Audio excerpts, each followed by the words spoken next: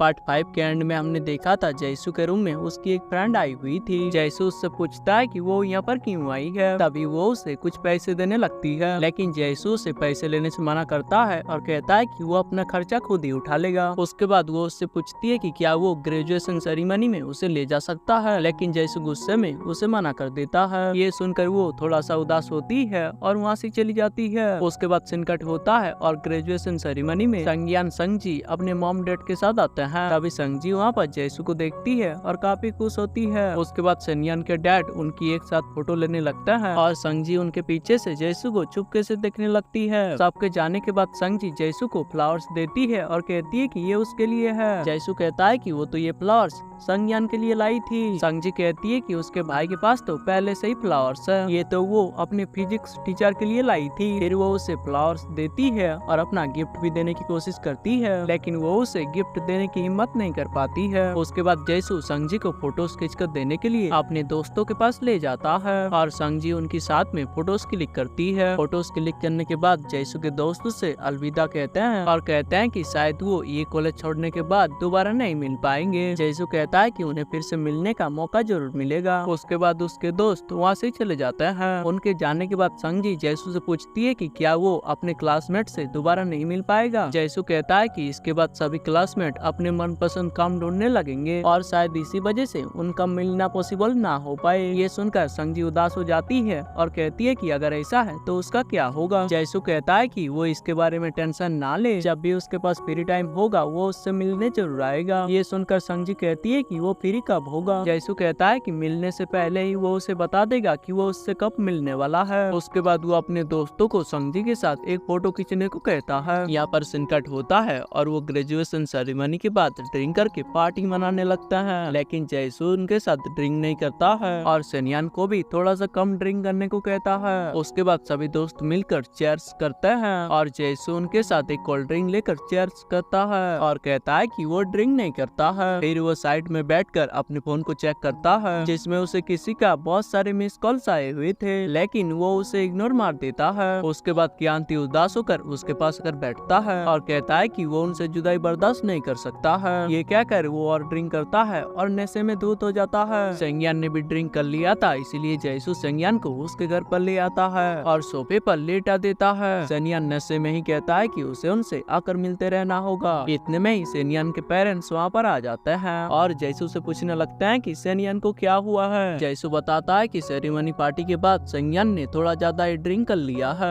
ये सुनते ही संज्ञान के डैड उनके लिए पानी लाने जाता है। इधर संज्ञान की मॉम जयसू से पूछती है कि वो रात को कहाँ रहने वाला है। जयसू कहता है कि यहीं किसी पास में किसी रूम में रात बिता लेगा। तभी उसकी मॉम उसे रोकती है और उसे आज रात संज्ञान के रूम में रहने को कहती है। संगजी उसे संज्ञान के रूम में ले जाती है और पहनने के लिए संज्ञान के कुछ कपड़े निकल कर देती है और उससे पूछती है कि क्या उसे हैंगओवर जूस चाहिए। तभी जयसू बताता है कि वो ड्रिंक नहीं करता है, इसीलिए उसे हैंगओवर जूस की जरूरत नहीं है। उसके बाद संगजी कहती है कि अगर उसे टॉवल चाहिए तो वो नीचे रखा हुआ है। ये क्या कर वो वहाँ से चली जाती है। थोड़ी देर बाद रात को जयसू उदास होकर बैठा हुआ था, तभी उसके फोन में किसी का मैसेज आता है, लेकिन वो उस मैसेज को इग्नोर मार देता है। उसके बाद संगजी वहाँ पर आती है और उससे पूछती है कि वो इतनी रात को क्यों जाग रहा है। जयसू कहता है कि उसे बिस्तर की आदत नहीं है, इसीलिए उसे नींद नहीं आ रही है। संगजी कहती है कि अगर ऐसा है तो वो संज्ञान को जगा देती है, वो उसके बदले सोफे पर सो जाएगा। जयसू कहता है कि वो जल्दी सो जाएगा और उसे भी इतनी रात को ना जागने को कहता है। संगजी को लगता है कि वो थोड़ा सा उदास है, इसीलिए वो उससे पूछती है कि क्या उसे कोई परेशानी है। अगर ऐसा है तो वो उसे बता सकता है। वो इसके बारे में सनियान को भी नहीं बताएगी, लेकिन जयसू उसे कुछ नहीं कहता है। तभी संगजी उसके साइड में बैठ जाती है। थोड़ी देर बाद जयसू उसे बताता है कि उसके ऊपर बहुत ही कर्जा है और ये कर्जा पैसों को लेकर नहीं है। उसके बाद वो उसे बताता है कि शायद ये कर्जा पैसों का लेकर भी हो सकता है, लेकिन वो उसे पूरा जानकारी नहीं देता है। ये सुनकर संगजी कहती है कि एक बार वो भी बड़ी हो जाए और पैसे कमाने लग जाए तो वो उसका कर्जा चुकाने में उसकी मदद करेगी। ये सुनकर जयसू उसके सर पर हाथ रखता है और प्यार से कहता है कि ये कर्जा उसका नहीं है, इसीलिए उसे इस कर्जों को चुकाने की जरूरत नहीं है। जब वो कमाने लग जाएगी तो सबसे पहले वो अपने लिए एक अच्छा सा ड्रेस खरीदेगी। यहाँ पर सीन कट होता है और संगजी अपने रूम में आकर बैठती है और जयसू के बारे में ही सोचने लगती है। थोड़ी देर बाद वो एक पेपर पर अपना विश लिखती है, जयसू बहुत सारे पैसे कमाए और अपने कर्ज को चुका दे। उसके बाद वो उस विशेष के पेपर को मोड़ती है और अपने विशेष के जार में कलेक्ट करती है। उसके बाद सीन कट होता है और जैसू थोड़ी देर बाद सोफे पर सोने के लिए आता है, लेकिन थोड़ी देर बाद सुबह हो जाती है और वो उठकर सुबह सुबह ही वहाँ से जाने लगता है। संजी अपने बेड पर बैठी हुई थी, तभी उसे नीचे से आवाज आती है, इसीलिए वो बालकनी में चेक करने के लिए जाती है। फिर वो देखती है कि जैसू वहाँ से जा रहा है। जैसू भी उसे देखता है और जाते हुए उसे बाय करता है। थोड़ी देर बाद संजी रूम में जाती है और जैसू के डॉल को लेकर उसे मैसेज करती है कि वो अपने प्रॉमिस को ना भूल जाए। उसके बाद संकट होता है और संजी अपनी क्लास में थी, तभी उनके टीचर उन्हें एक लिस्ट देते हैं और अपने अपने मार्क्स के हिसाब से अच्छे कॉलेज में एडमिशन ले लेने को कहते हैं। संजी कहती है कि यही टाइम है, उसे और अच्छे से मेहनत करनी होगी। उसके बाद वो घर आकर एक और विश मांगती है और पढ़ाई में काफी मेहनत करने लगती है। पढ़ाई कंप्लीट हो जाने के बाद वो डिनर करने के लिए नीचे आती है, तभी वो संज्ञान को फोन पर बात करते हुए सुनती है कि जैसू ने अपनी एक नई गर्लफ्रेंड बना ली है। ये सुनकर वो काफी उदास हो जाती है और संज्ञान को जाकर पूछती है कि क्या सच में जैसू की कोई गर्लफ्रेंड है। संज्ञान बताता है कि क्रांति ने उसे बताया शायद जैसू ने नई गर्लफ्रेंड बना ली है। ये सुनकर संजी थोड़ा सा सेट हो जाती है और बिना डिनर किए ही अपने रूम में चली जाती है और जैसू को मैसेज करने की कोशिश करती है कि क्या उसने अपनी नई गर्लफ्रेंड बना ली है, लेकिन उसने तो उसे प्रॉमिस किया था कि वो सबसे पहले उसे ही मिलाएगा। मैसेज को टाइप करने के बाद वो मैसेज को सेंड नहीं कर पाती है। उसके बाद वो उदास होकर सोचने लगती है कि क्या उसे जैसू को ये बात पूछनी चाहिए। उसके बाद सिनकट होता है और संजी घर से भागकर एयरपोर्ट चली जाती है। संज्ञान उसे कॉल करके पूछता है कि वो कहाँ है, तभी वो उसे बताती है कि वो अपने ऑनलाइन फ्रेंड से मिलने के लिए एयरपोर्ट आई हुई है। ये सुनते ही सेनियन उससे मिलने से मना करता है क्योंकि वो इससे प्रॉब्लम में फंस सकती है। संजी उसे कुछ नहीं कहती है और कॉल कट कर देती है। तभी सेनियन अपने पेरेंट्स को कॉल करके ये सब बताता है। उसके बाद उसके पेरेंट्स संजी को कॉल करते हैं और उसके डैड उसे कहता है कि उसने तो वादा किया था कि वो अपने ऑनलाइन फ्रेंड से दूर रहेगी, लेकिन उसकी मॉम उसे एयरपोर्ट पर अपनी सेफ्टी का ध्यान रखने को कहती है। उसके बाद वो उसे बताती है कि संज्ञान ने जैसू को पिक करने के लिए भेजा है, इसीलिए वो उसके साथ अच्छे से रहेगी। और यहीं पर हमारा एपिसोड एंड होता है। तो क्या आगे सच में जैसू ने अपनी नई गर्लफ्रेंड बना ली है और संजी का ऑनलाइन फ्रेंड कौन है, जानने के लिए नेक्स्ट एपिसोड जरूर देखें। तो चलिए बहुत जल्द मिलते हैं नेक्स्ट वीडियो में।